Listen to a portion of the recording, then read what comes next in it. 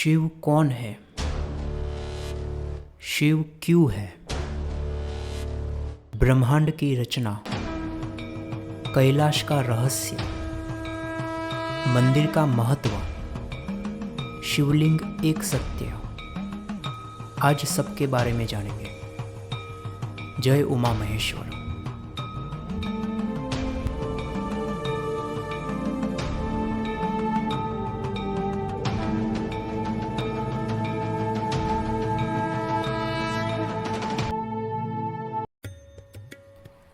शिव कौन है? कल्पना करो, जब कुछ भी नहीं था, ना सूरज, ना चांद, ना दिन, ना रात, ना समय, ना स्थान, सिर्फ अंधकार। लेकिन वो अंधकार में थी एक संभावना, एक ऊर्जा जो अजन्मी है। वो ऊर्जा थी शिव। शिव एक कंपन, एक स्पंदन है, जैसे ब्रह्मांड की नाड़ी हो। वो है निराकार स्वरूप, पर ब्रह्म। एक पल आया जब ऊर्जा से ध्वनि उत्पन्न हुई। ओम। ध्वनि से कंपन, कंपन से बना ये पूरा ब्रह्मांड। तत्व बने, समय चला, दिशाएं खुली, हर तारा, हर ग्रह, हर जीव, और उसी क्षण शुरू हुई रचना। शून्य से प्रकाश की ओर ऊर्जा ने स्वयं को प्रकट किया, पर फिर भी मूल में वही ऊर्जा थी, शिव। जब ब्रह्मांड ऊर्जा से भर गया था, जब हर दिशा में कंपन था, पर केंद्र कोई नहीं, तब एक आवश्यकता जन्मी, एक स्थिरता की, एक संतुलन की, एक केंद्र की।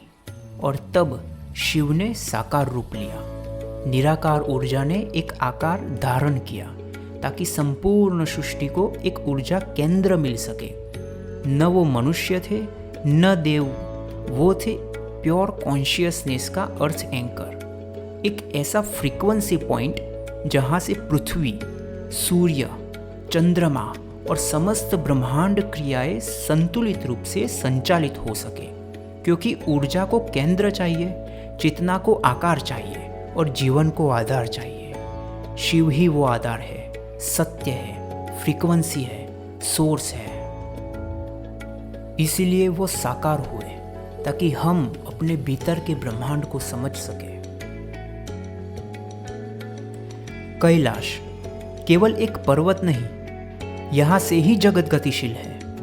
उत्तरी ध्रुव से ठीक 6666 किलोमीटर दूर और दक्षिणी ध्रुव से दुगनी दूरी पर स्थित ये स्थान कोई संयोग नहीं, ये ब्रह्मांड की सूक्ष्म गणना है, जहां ऊर्जा न तो प्रवाहित होती है, न ही विलीन, बल्कि स्थिर रहती है। एक्सिस मुंडी, वो दिव्य बिंदु जहां आकाश की ऊंचाई, धरती की स्थिरता और भूलोक की रहस्यमय गहराई तीनों एक ही केंद्र पर टिके होते हैं। कैलाश को यह उपाधि यूं ही नहीं मिली। यहीं से ऊपर स्वर्ग की दिव्यता का आभास होता है, नीचे पाताल की रहस्यात्मक ऊर्जा की धड़कन सुनाई देती है, और बीच में मानव चेतना अपनी सबसे ऊंची जागृत अवस्था को छूती है। इसीलिए कैलाश सिर्फ एक पर्वत नहीं, बल्कि एक जीवित धुरी है अस्तित्व की, जहां होना, समझना और विलीन हो जाना तीनों एक साथ संभव है। मंदिर सिर्फ एक इमारत नहीं है, इसका सबसे भीतर का हिस्सा, गर्भगृह, किसी कमरे जैसा नहीं है।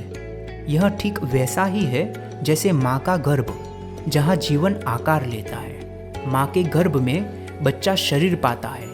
मंदिर के गर्भगृह में आत्मा को ऊर्जा मिलती है।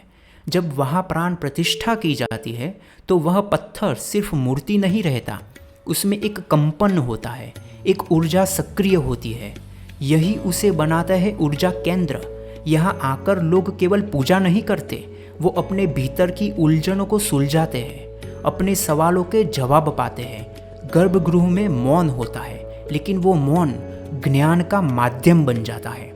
यही कारण है कि मंदिर की रचना ऐसे की जाती है कि ऊर्जा केंद्रित हो और भीतर आने वाला हर व्यक्ति मानसिक रूप से हल्का और स्पष्ट महसूस करे। मंदिर का केंद्र एक सत्य का स्थान होता है, जहां कोई भाषण नहीं, बस अनुभूति होती है। शिवलिंग कोई पत्थर नहीं, ये ऊर्जा केंद्र है। ठीक उसी तरह जैसे परमाणु का न्यूक्लियस जो स्थिर है, शक्तिशाली है, शिवलिंग के चारों ओर बना योनिक भाग जैसे इलेक्ट्रॉन्स न्यूक्लियस के चारों ओर घूमते हैं, वैसे ही ये ऊर्जा की गति को दर्शाता है। अब बात करते हैं उस जलधारा की जो दिन रात शिवलिंग पर गिरती रहती है। सिर्फ परंपरा नहीं, ये एक थर्मोडायनेमिक प्रोसेस है। जैसे एटॉमिक रिएक्टर में कोर को ठंडा रखने के लिए कूलेंट घुमाया जाता है, वैसे ही शिवलिंग एक कॉस्मिक कोर है जिसे संतुलित करने के लिए जल आवश्यक है। जल उस ऊर्जा को नियंत्रित करता है, उसे स्थिर रखता है ताकि वो शक्ति कल्याणकारी बनी रहे, विनाशकारी नहीं।